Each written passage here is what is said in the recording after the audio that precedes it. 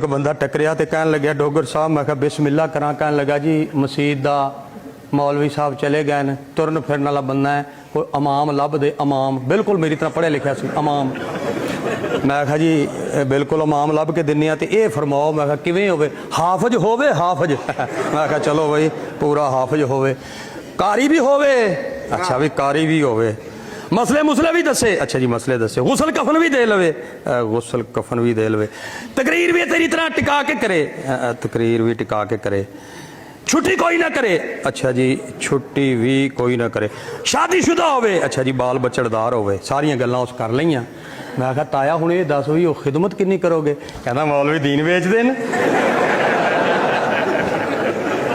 मैं कहा मैं समझ गया कि की। मैं कहा तू इस तरह कर, भावलपुरों प्लास्टिक का लै आ मौलवी, ਉਹਦੇ ਵਿੱਚ फूक भर ਲਈ ਤੇ ਜਦੋਂ नमाज पढ़ी तो फूक करके ਉਹਨੂੰ ਨੁੱਕਰ ਨਾਲ ਲਾ ਦਿੱਤਾ। ਉਹ ਤੈਨੂੰ ਵੱਢਣੋਂ ਬਤਕਾਂ ਹੈ, ਤੂੰ ਦੁਨੀਆ ਤੋਂ ਜਾਵੇਂ ਤੇ ਤੇਰੀਆਂ 7 ਜੁਮੇ ਰਾਤਾਂ ਦੀ ਤਕਰੀਰ ਮੇਰੀ ਹੋਵੇ, ਅੱਲਾ ਕਰੇ।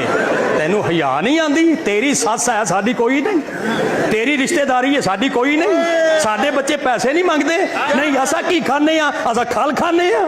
ਉਹ ਬੰਦੇ ਦੇ ਪੁੱਤਰਾਂ ਵਾਲਾ ਕੰਮ ਕਰ, ਹੋਵੇ ਪੜ੍ਹਿਆ ਲਿਖਿਆ ਤੇ ਉਹਨੂੰ ਵਾਲਾ ਦੀਨ ਵੇਚਦੇ। इस वास्ते शफकत करो तो मेहरबानी करो, अपने उलमा दी कदर करो, उलमा दा एहतराम करो।